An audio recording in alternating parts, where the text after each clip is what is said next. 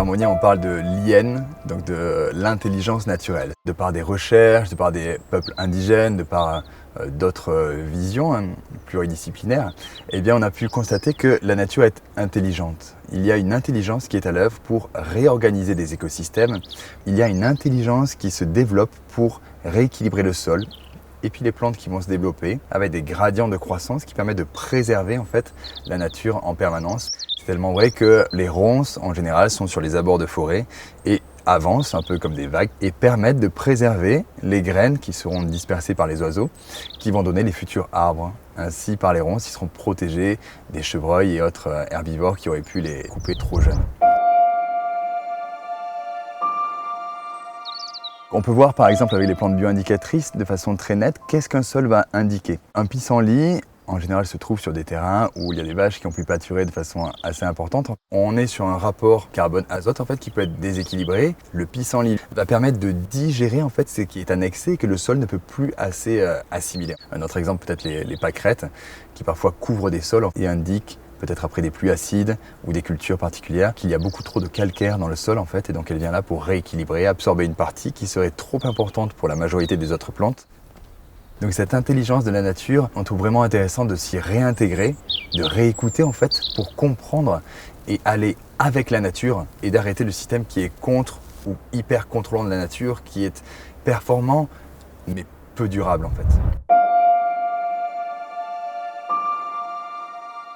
Les monocultures permettent de cultiver sur des grandes surfaces une même variété en fait, ce qui est intéressant et permet d'être dans une productivité, une efficacité. Cependant, quand on voit ce que l'homme a pu créer en parallèle avec la nature et où la plante pousserait spontanément, donc dans son biotope primaire, on se rend compte qu'il y a des différences qui peuvent être plus ou moins éloignées. Un exemple concret peut être la vigne, qui est une plante de ripisylve, ripi rivière, sylve, forêt en fait, et donc un endroit plutôt humide où elle grimpe dans les arbres. Et donc l'écart est quand même très important entre sa monoculture, sur sol plutôt sec en général, calcaire, grave, et qui fait qu'elle va être dans des conditions délicates pour elle et très loin de son biotope primaire. Donc là-dessus, comment on fait pour compenser cet écart? Eh bien, l'homme a adapté des méthodes culturales, et puis il a amené des intrants, il a la chimie, il a la chimie en bio aussi, et tout ça pour réussir à réduire cet écart et que la plante puisse s'adapter dans ces nouvelles conditions, un peu poussives en fait, pour réussir à récolter ce qui intéresse l'homme,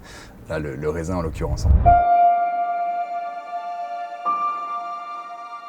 Quand on intervient avec Harmonia, on fait un diagnostic avec nos experts qui vont réussir à catégoriser ce qui existe sur le terrain de façon subtile, avec toute une grille de lecture en fait, qui permet de faire des références et de voir les écarts types qui peuvent exister entre nos références, le milieu naturel, donc le biotope primaire de la plante, et son état en conditions de culture que l'on constate en fait. Et une fois qu'on a ce bilan-là, eh bien on va pouvoir redonner de l'informationnel en fait sur cette culture-là et constater les résultats qui peuvent être très rapides, 48 heures à plus long.